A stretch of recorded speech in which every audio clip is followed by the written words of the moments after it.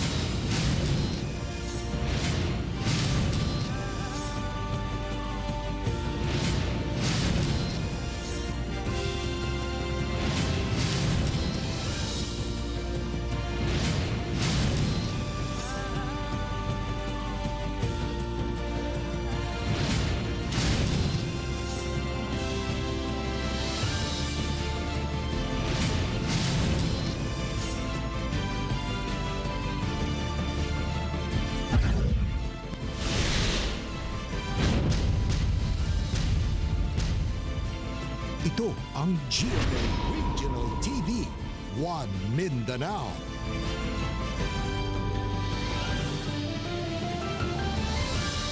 Maayong hapon, Mindanao. Kini ang GMA Regional TV 1 Mindanao. Hatod na ang pinakadagkong pinakauling balita sa Mindanao. Ako si Sara Hilomen Velasco. Real Soroche, live gikan dinhi sa GMA Davao Complex. Cyril Chavez, live gikan dinhi sa GMA Cagayan de Oro Station.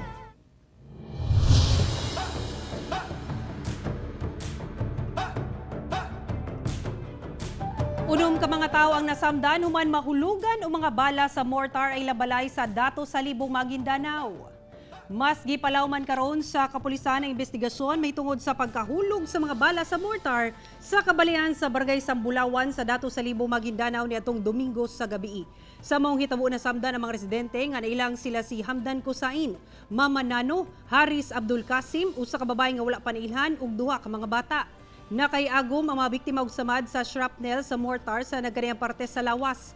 Matud ni dato sa Libo Chief of Police Captain Abdul Basit Kulud nga una nahulog ang mga bala sa mortar sa kabalayan, gisulong matud pa sa armadong BIFF ang detachment sa militar sa Sambulawan. Nagbinalsanay ang militar ug BIFF ug dinhi na nadamay ang mga sibilyan. Ang mga samdan gidala sa Maguindanao Provincial Hospital ug Cotabato Regional and Medical Center. Usa ka doktor ug usa ka pulis nga nagbantay sa quarantine checkpoint sa Zamboanga City gipamusil sa riding in tandem suspect sa managlahing higayon. Ani ang report. Swerteng nakaluwas ang doktor nga nailang si Dr. Chow Tiao Yumol sa pagpamusil kaniya sa riding in tandem suspects diyang nagmaneho sa iyang sakyanan samtang pauli na siya og iyang tulo ka anak sa ilang balay sa barangay Lunzuran sa Zamboanga City. Mayo na lang kay dunay bulletproof vest nga gibutang sa driver's side door sa sakyanan, hinungdan nga naluwas sila. Miuli ang doktor sa syudad aron mo-attend sa court hearing sa giatubang nga kasong cyber libel. Samtang pulis nga nagbantay sa quarantine checkpoint sa Zamboanga City gihapon gipusil sab sa riding in tandem suspects. Samdan si Police Corporal Cesar Acosta kinsa gipusil dito mismo sa checkpoint. Nakabalus pa ang pulis og gipusil sab ang mga suspitsado. Hinungdan nga nabilin sa mga suspect ang gigamit nga motor og .45 nga pistola ug miikyas padulong kuruan presa. Gilayong gidala sa ospital ang biktima kinsa naigo sa tiil, tiyan ug dughan niini. Luwas na kini karon. Nagpadayon ang investigasyon sa kapulisan kalabot sa duha ka managlahing pagpamusil. Huminto tong riding in tandem sa harap mismo ng checkpoint. Then eventually bumaba yung sakay ng motor. Then yun nga nag-start ng binaril tong tao natin. Ako si Cyril Chavez para sa One Mindanao. Suspect nga midunggab patay sa iyang karibal sa gugma misurrender sa kapulisan. Giangko niini ang krimen ug nangayo pa og pasaylo sa kabanay sa biktima. Ani ang report. Emosyonal nga miatubang sa GMA Regional TV 1 Mindanao si Janril Eliarina Suspect sa pagpatay sa biktimang si Janrel Coronal sa Zone 1 Upper Balulang, Cagayan de Oro City. Sumala pa sa suspect nga self-defense lamang kuno ang nahitabo. Depensya niya nga armado usab ang biktima niadtong tungura diyang naglali sila tunga sa dalan. Tungod kuno sa grabing selos, rason nga iyag katong nahimo ilabi pa nga miangkon ang iyang kapuyo sa relasyon sa duha. Gignan ako nga pre, unsa may katinuod pre, unsa gikatinuod nga inani ngani nga kapila na namo kun ay nahitabo sa akong asawa. Wala na sa nitingog sa ako sir. Ni kalit ra siya dasmag sa ako sir ug ni kalit ra duslak sa ako mo nga pagkalikay nako sir ni hulbot ko sa akong kargada ug ni dipinsa ko sa akong galingon sir. Dako ang pagmahay sa suspect, ilabi pa nga gagmay pa ang ilang mga anak. Nangayo usab og pasaylo si Eliarina ngadto sa kabanay sa biktima. Tabangin na lang ko nga makagawas ko kay nabayatay anak kung saan ako pagsuporta sa tong anak, di ba? Ako ning kamot ba ko bay. Ko dili ko gusto nga broken family bay. Ako broken family bay ako gikan sir. Dili na ko gusto nga akong pamilya po babungkag ba dili pareho sa ako bitaw wala amahan nga na wala gatiman sir. Bisa na sa depensa sa suspect, sumala sa kapulisan nga wala sila laing hinagiban nga nakuha sa crime scene. Gawas na lamang sa kutsilyo nga gigamit sa suspect pagluba sa biktima. Ako sa nga po siya murder. Ma-qualify man siya sa murder kay planado o ang stab wound is vital part sa body man. So ma-fall siya sa under sa murder. So kapailangan na mo siya murder. Kauban si James Yap sa kamera. Ako, si Cyril Chavez para sa One Mindanao. Nangandam na mga simbahan sa managlahing lugar sa Mindanao alang sa pagsugod sa Misa de Gallo ugma sa Kadlaw. Samtang kapulisan muabag sa pagbantay aron mapatuman ang health protocols batok COVID-19. Ani ang detalye. Busy na ang mga personay sa San Pedro Cathedral alang sa unang adlaw sa Misa de Gallo nga magsugod ugma sa kadlawon. Alas 4:30 ang unang misa ug sundan alas 5:45. Pero lauman kuno ang striktong health protocol ang ipatuman og 30% capacity sa simbahan ang pwedeng makasulod. Busa nangayo sila og dispensa kung ang uban dili na makasulod. Ginaauhag mo sa pag-attend sa atong Misa de Gallo pero diri sa San Pedro Cathedral first come first serve basis, no? Kung kanang puno na, dili na jud mi magpasulod. So pasensya na lang jud kay mosunod ra pud ta kung unsang mando sa atong government para sa atong kaayuhan. Sa Davao City, 31 ka simbahan ang gipangayuan nila og assistance sa kapulisan nga mutabang sa pagbantay aron mapatuman ang health protocol. Nag-provide na og numero ang diocese. 31 ka churches ang ato ang sigurohon nga madeployan nato og mga personnel sa Davao City Police Office. Hapnig na siya. So matag simbahan nga na ay mahitabo nga Misa de Gallo na natay mga personnel nga i-deploy dito Sa Santo City, gipangandaman sab sa Our Lady of Peace and Good Voyage ang pagsugod sa Misa de Gallo. Gani mismong kura paroko nga si Father Julito Villarente ang nangunay sa pagtaod sa parol ug ang altar andam na usab. Paymangno sa parokya nga bawal gyapon ang minor de edad sa mga simbahan. Live sab ang Misa de Gallo sa social media. Magsugod ang unang misa alas 3 sa kadlawon ug sundan sa alas 4:30 nga misa. Yung minor muna, relax muna kayo. Diyan lang sa bahay and follow us sa Facebook na lang at saka yung mga elderly natin. Sa Zamboanga City, andam sab ang mga simbahan sa syudad alang sa Misa de Gallo alas 4 sa kadlawon ugma. Sa Our Lady of Perpetual Help Parish sa Barangay Giwan, gibutangan na og spotlight ang gawa sa simbahan o ginaayos na ang bilen. Dunay ballpen sa mga bangko aron gamiton sa pag-fill up og contact tracing form. 50% capacity ra ang makasulod sa simbahan. Ipaygayon sab online ang mga misa. Bago papasok yung mga tao sa church, they pass through the sort of triage, tapos thermal gun, i-check yung temperature nila, and we situate that they wear face mask and also face shield. Pipila sa mga health protocol nga pagkasundon, magsuot og face mask ug face shield, social distancing, gibawal una ang community singing, ingon man ang paghalok sa mga imahen. Kauban si Melchor Awing sa kamera, ako si Rial Soroche para sa One Mindanao. Gikumpirma ni Davao City Mayor Inday Sara Duterte nga magpadayon ang pagpanghatag og regalo sa mga Duterte matag Pasko. Apan tungod sa pandemya, lahi ang sistema karong panahona. Ani ang dugang detalye sa live report ni Sheila Vergara Rubio. Sheila. Andam na ang mga ipang-apod-apod nga pinaskuhan ngadto sa mga Davaoenyo nga subay sa tradisyon sa pamilyang Duterte matag Pasko. Naanda na nga matag Disyembre 25, mudagsa ang mga tao sa ancestral house ni President Rodrigo Duterte sa Taal, Bangkal, Davao City. Sanglit tagapanghatag kini og mga pinaskuhan, pagkaon ug mga papremyo. Bisan sa panahon nga si Mayor Inday Sara Duterte na ang midumala sa syudad, wala kini nawala nga tradisyon nga bisan og dili taga Davao muli niya og mahatagan. Matod ni Mayor Inday Sara nga manghatag gihapon sila og pinaskuhan karong tuiga. Apan pahimangno niya sa katawhan nga dili na moadto sa ilang balay sa Bangkal sanglit walay itukot nga magtapok nga tao bunga sa pandemya. Madayon gihapon siya pero lahi ang distribution nato this year. Walay distribution dito sa December 25 sa Taal. Walay tapok nga mahitabo dito sa December 25 sa Taal. Sumala pa nga sagad sa nagaadto sa ilang balay matag tuig anaa sa kapin 30,000. Busa imposible gayud nga tugutan nila sa balay himuon ang distribution. Busa matod sa mayor, ipaagi niya sa matag barangay ang pag-release sa mga pinaskuhan. Gi-divide nato into 182 barangays. Ang ato ang giandam this year, it's around 38,000 grocery packs. And gi-divide nato into 182. Kuan siya, dili sila pare-pareho og number of grocery packs per barangay because gibase na Riya lang nagkadayang barangay na ang mukoordina sa katawhan alang sa distribution sa grocery packs nga mo'y pinaskuhan ngadto sa katawhan. Rial. Okay, daghang salamat Sheila Vergara Rubio.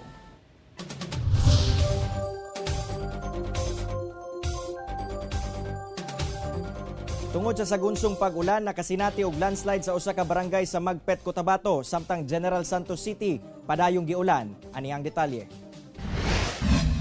Midahili kining bahin sa bukid sa pasulod sa barangay Don Panaca, Magpet, Cotabato tungod sa sunod-sunod nga pag-ulan sa North Cotabato. Mihumok ang bahin sa bukid sanglit upaw na usab ang maong bukid kay wala nay mga kahoy. Usa ka dakong tipak sa bato ang nahulog sa mismong kalsada. May nalamang nga walay sakyanan nga miagi niadtong tungura. Inoon gilayong napadapli na maong bato nga mibabag sa kalsada. Sa General Santos City, tungod sa pagbundak sa ulan, naghinay-hinay og padagan sa ilang mga sakyanan ang mga motorista sa National Highway aron makalikay sa disgrasya. Samtang duha ka iro sa Barangay Lagaw ang nakuhaan sa GMA Regional TV 1 Mindanao nga daw nagdula sa ulan. Sigon sa Pag-asa, easterlies ang hinungdan sa pag-ulan sa Mindanao ug walay bagyo o pagdaot sa panahon sulod sa Philippine Area of Responsibility. Karong adlaw adunay masinati mga pagdagom sa hapon or sayo sa gabi. Labi na sa mga bukid nga dapit, makasinati nga adunay kalit mga pag-ulan, inubanan nga adunay sa ipagpanugdog pagpangilat apekto paghihapon sa ginatawag nga easterlies or hangin gikan sa Pacific Ocean. Ako, si Cyril Chavez para sa One Mindanao.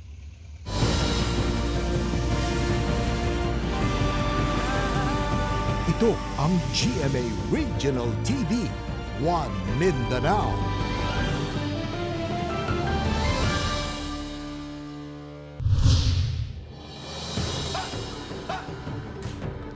Usa ka lalaking nakalapas sa curfew sa Davao City, gibusil gamit ang airsoft gun. Ani ang detalye? Nabulit og samad pinusilan sa airsoft ang likod ni alias Gilbert. Human matod pa, gipaarakan kini diyang gisita. Human nakalapas sa curfew sa Davao City. Gibunalan pa kuno siya sa iyang batiis ug kahoy nga hangtod karon, klaro pa ang labhag. Nasugatan man ko nila, nagian. Muto nga nagbutana ko asaw gikan. Pagkahuman, kuan naman ko dito, latigo naman ko nila, pusil na ko nila airsoft. Muto nga, ipadagan ko, nidagan na lang po ko, kay ipadagan mo ko nila. Kung nisurinder ko nga, talaan lang ko sa barangay. Aminado ka, oo, nakasala ka. Kasala, ko magpadala og barangay, kaya ignan ko sila. Migula ang mga huhungihong nga taga-barangay ang may buhat nini nga nagapatrolya. Apan hugot kining gilimod sa kapitan sa barangay 76-A kung asa nahitabo ang insidente. Ang tanong lagi sir, pero dili mamusil sir. Ano mamusil man daw? Wala sir, tanawar nga ninyo. Amo sorry sir, sir, trawa ninyo. Para makita yun niyo, kung sa ba. Paimbestigahan kini sa Davao City Police Office kay kalapasan kini sa tawhanong katungod. Matud pa, bisan pa og nakalapas si alias Gilbert, dili kini angay pasakitan. Walay ingana nga mga lakang ang ginahimo ang kapulisan sama sa kanunay natong ginaingon nga ang mismong kapulisan ninyo diri sa Davao mao nay una nga nagaobserbar sa tawhanong katungod sa matag usa.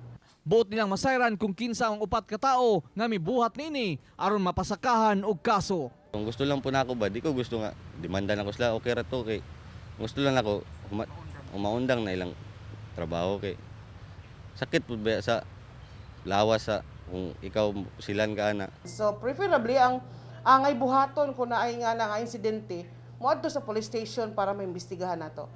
Kauban si Mentor Awing sa kamera. Ako, si Rial Soroche para sa One Mindanao. Balik normal na ang biyahe sa bus sa Butuan City, padulong Cagayan de Oro City ug sa Davao City. Anyang report ni Argil Relator.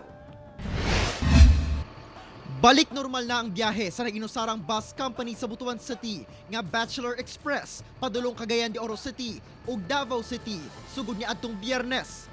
Adlaw-adlaw na ang biyahe di ang giablihan ang Bus Terminal 2 sa Butuan City human na undang ang biyahe sa maong bus company niadtong March 22. Nakabalik operasyon man human ang pipila ka bulan apan limitado lang sa ikatulo sa usa ka semana ang biyahe. Di pa ko sir nanabiyahe karon katong gusto ko manguli diri sa Butuan makauli na pud sila ug kato kung gusto manguli sa pinadaanan nila taga Cagayan or Ginoo o Carmen makauli na gid sila. Magsugod og alas 6 sa buntag hangtod alas 6 sa gabi matag adlaw ang biyahe. Wala na say checkpoint sa boundary sa Caraga padulong sa Misamis Oriental ug kung pabalik sa Caraga ID na lang ang gina-inspeksyon. Checkpoint dire sa Bondiri. Okay. Padulong sa Misor. Ya ang pasulod po dire gikan sa Caraga, wala na checkpoint. Limitado gihapon ang capacity sa bus. Kinahanglan sa musunod sa 1 meter distancing ug kinahanglan dunay suot nga face mask o face shield ang mananakay. Hinoon ka matikdan nga wala pa kaayo pasahero sa terminal ug sirado pa ang matindahan sulod sa maong terminal bisan og panahon na sa ting-uli sa mga bakasyon karong Kapaskuhan. Ako si Argil Relator para sa One Mindanao. Mga Cagayanon, mialma kagahapon tungod sa sobrang traffic nga nasinati kung ngano atong siron pinaagi niining report. Perwisyo ang debate sa mga motorista ug mga pasahero sa Cagayan de Oro City Lunes sa hapon tungod miabot sa 7 ka oras ang traffic sa may Puerto National Highway. Ang rason, ang mibabag nga 18-wheeler trailer truck. Ganay sa mga hulagway nga gipang-upload sa mga netizen, makita ang taas nga linya sa mga sakyanan, samot nga rush hour na kini. Sumala pa sa Roads and Traffic Administration kon RTA nga naglisod sila og kuha sa mong trailer truck labi pa nga semento ang karga niini. Base sab silang pagsubay, mechanical failure ang rason kung nganong mibabag kini tunga sa dalan. Napadaplin lamang ang maong truck bandang alas 10 na sa gabi. Actually na-endorse naman nato sir ang maong mga trailer trucks o other trucks nga atong i-request sa City Council og for approval na kini kung galing og tagaan ta og tsansa nga ma-acquire katong mga vehicles. Kay para at the same time kung namagaling mga trailer trucks or other trucks or vehicles nga maguban sa dalan, dali ra gid kita makaresponde. Nangayo sab og pasaylo ang RTA ngadto sa mga motorista nga labing naapektuhan sa insidente Lunes sa hapon. Kauban si James Yap sa kamera. Ako si Cyril Chavez para sa One Mindanao. Human giaprobahan ni Presidente Rodrigo Duterte ang face-to-face learning sunod tuig. Nangandam na ang kapin-80 ka public schools nga anaa sa low-risk areas sa Zamboanga City. Andam na ang plano sa Department of Education Division sa Zamboanga City alang sa dry run sa face-to-face learning sa mga pampublikong eskwelahan sa syudad. Sa ilang 214 ka public schools, 83 ang ilang girekomenda alang sa initial nga face-to-face learning. Mao kini mga tulunghaan nga naa sa gikonsiderang low-risk areas o lagyong lugar nga walay natalang kaso sa COVID-19. Ginahulat na lamang nila approval sa Local Task Force COVID-19 sa Zamboanga City LGU ug Department of Education Regional Office. Yung klase natin, 1 grade level muna and 1 section, then 3 hours per week, then 20 learners per class, then 5 core subjects.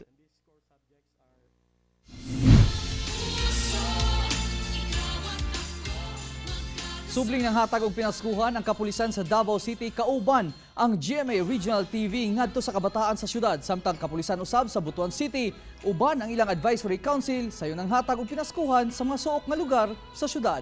Si Argil Relator sa dugang detalye.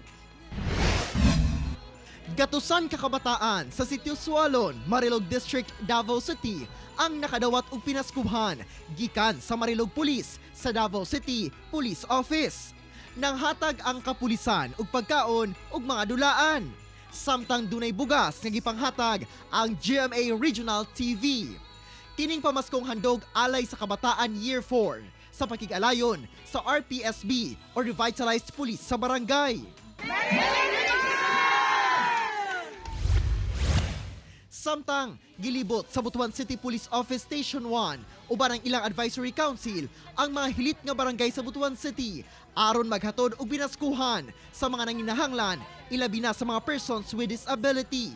Dako ang pasalamat ni Kapitan Reynaldo Lopez Jr. sa Barangay Buhangin sa maong syudad. Sa ating mga kapulisan, sa mga barangay official, sa ating mga bisita, daghan kayong salamat sa inyong sa opportunity karon nga gihatag diri sa among mga PWD. Bisan ang Barangay Banza na sorpresa sa regalo nga miabot sa ilang barangay. Ako na mo pasalamat in behalf lugar sa Barangay Bansa. Isip ako usa ka BNS diri sa among barangay. Salamat kaayo sa inyo po ang among barangay inyo po napili karong adlaw. Tungod sa Christmas season nato, ang atong stakeholders like sa atong Station Advisory Council nagkahiusa mo provide sila og agig tabang sa atong station kay sila man ang nagsilbi natong advisor or stakeholders manang nakalikom og gamayng contribution sa ilang part as Station Advisory Council. Ako si Argil Relator para sa One Mindanao.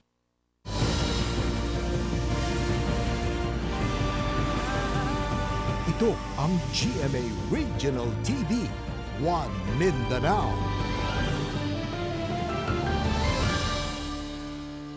Pas na sa 72.8 bilyon katao ang dunay COVID-19 sa tibuok kalibutan. Sa Pilipinas, kapin 451,000 na ang nagkasakit nini ug sobra 33,700 taga Mindanao. Kapin 72,869,000 katao na ang nataptan og COVID-19 sa tibuok kalibutan. Miabot na sab sa sobra 41,284,000 ang recoveries ug lapas 1,621,000 ang namatay. Sa Pilipinas, 1,135 ang natalang bagong kaso sa COVID-19 sa nasod karong adlaw. Busa ana-ana sa 451,839 ang total COVID-19 cases. Misaka na sab sa 418,867 ang recoveries ug 8,812 ang namatay. Ug sa maong ihap, 33,710 taga Mindanao ang naigo og COVID-19, 27,676 ang naayo na ug 1,274 ang namatay. 7 ka kasambahay sa Cagayan de Oro City nagpositibo sa COVID-19. Ani ang COVID-19 update sa Mindanao, pinaagi ni ining report. Usa ka 8-month-old baby boy nga taga Batina Crossing, Davao City ang nalakip sa 59 ka nagpositibo sa COVID-19 niadtong Domingo. Samtang ikaduhang Davao City sa dunay pinakadaghang bagong kasong natala sa DOH kagahapon nga anaa sa 124. Misa ka na sa 7,580 ang confirmed COVID-19 cases sa Davao City, 5,499 ang recoveries ug 345 ang namatay. Sa Cagayan de Oro City, 7 ka kasambahay ang nalakip sa 36 ka bagong nagpositibo sa COVID-19. 20 anyos, 18 anyos, 29 anyos nga mga taga Carmen, 15 pulos mga babae nga na-expose sa amo nila nga nagpositibo na daan sa COVID-19. Samtang nagpositibo sab ang 4 pa ka laing kasambahay nga 17 anyos nga babae ug lalaki ug 18 anyos nga lalaki nga taga Lapasan ug na-expose sab sa amo nila nga nagpositibo na sa sakit. Ug ang 21 anyos nga babaeng taga Ipunan. Ana-ana sa 2,633 ang kumpirmadong kaso sa COVID-19 sa Cagayan de Oro City. 2,050 ang nakarecover na ug 121 ang namatay. Ako si Sara Hilomen Velasco para sa One Mindanao. Kapulisan sa Cagayan de Oro City nagpahigayon og tree planting activity aron makatabang maprotektahan ang kinaiyahan. Mga seedlings sa teakwood ang gipangtanom sa mga pulis sa Cagayan de Oro City nga gipahigayon sa Camp Capistrano, Barangay Gusa. 100 ka seedlings ang ilang gitanom subay sa program sa kapulisan nga nagtumo nga maprotektahan ang kinaiyahan.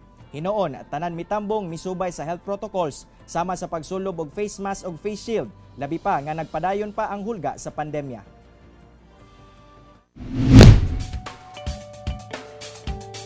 Kanhi web developer gibiyaan ang nindot nga trabaho aron maghimo og customized mugs nga nindot pangregalo karong Pasko. Ato siyang ilailahon pinaagi ni report. Usa ka web developer kani adto si Lilith Echano. Apan sumala niya, mas malipay siyang magtrabaho kung hilig niya ang iyang ginahimo. Busay ang gibiyaan ang iyang trabaho aron maghimo og customized accessories gamit ang polymer clay. Fulfilled, murag ana god, tapos kanang lahi ra gyud kung happy ka sa imong ginabuhat. Kay mo reflect man gud na sa imong ginahimo kung happy ka. Apan tungod sa pandemya, mihinay ang negosyo ni Lilith. Pero wala kini nahimong babag kaniya aron mo padayon sa iyang hilig ug naghuna-huna kini og gimmick nga sa tan-aw niya mo patok karong panahuna. Last year, puro keychains ako silabot, pero karon mga mug siya kasagara gyud. Gamit ang pasta machine, dotting tool, ceramic mug ug polymer clay, mihimo siya og customized frontliner mugs. Ang paghimo niini, una, kinahanglang iporma ibabaw sa ceramic mug ang disenyo. Sama niini nga giporma og usa ka doktor. Pagkahuman, i-bake kini sa oven. Alang kang Lilith, mas lami ang paminaw kung nahigugma ka sa imong trabaho kay bisan ang pandemya, dili gyud makapugong sa imong kalambuan. Himuan siya nga murag motivation sa imuha para magkugi gani sa kuan sa pagpangita og kuan kanang income para sa imong family. Kay ay imong pamilya wala may laing saligan kundi kita. Kauban si Melchor Awing sa kamera, ako si Sara Hilomen Velasco para sa One Mindanao.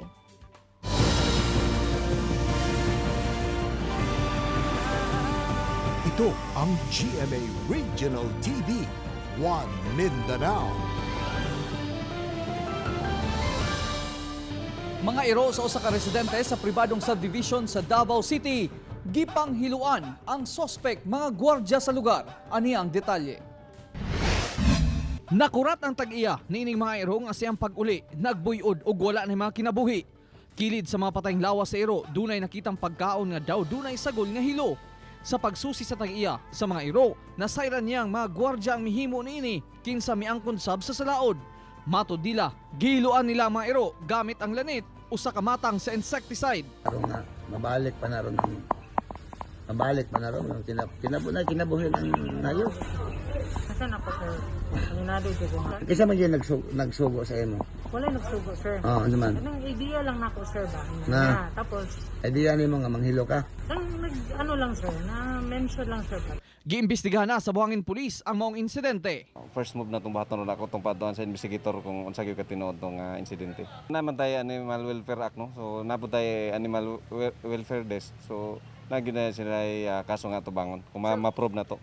Bot karong kasuhan sa tag-iya kung kinsa ang nagsugo sa mga gwardya nga hiluan ang iyang mga alagang iro. Gikon dinasab sa grupong Bantay Hayop Davao ang maong pagpatay sa mga iro. Matod pa, kalapasan kini sa balaod ubos sa Animal Welfare Act. Dili sab kuno angay patyon ang iro bisan og latagaw kini. Kauban si Melchor Awing sa kamera. Ako si Real Soroche para sa One Mindanao. Sanglit African Swine Fever free pa ang Cagayan de Oro City, padayon ang pagsubay sa City Veterinary Office ngadto sa mga karne nga posibleng gikan sa mga lugar nga naigo sa ASF. Ning bag-uhay lang, anaa sa 4.2 kilos nga hot meat ang nakumpiska sa City Veterinary Office gikan sa usa ka lechon vendor sa Barangay Bunbon. Gikonsidera kining hot meat sanglit wala kini miagi sa City Slaughterhouse alang sa meat inspection ug slaughtering, rason nga dili kini sa luwas kaunon sa publiko. Ang mga nakumpiskang karne dali nga gisunog sa incinerator aron masiguro nga dili na kini makaon pa. Gawas sa mga lechonan, padayon sab ang pagsuroy sa City Vet ngadto sa mga restaurant aron masuta kung aduna ba sila mga ginabaligyang karne nga gikan sa mga lugar nga naigo sa ASF. Padayon ang paghangyo sa otoridad ngadto sa publiko nga dili mokuha og karne gikan sa mga lugar nga naigo sa ASF.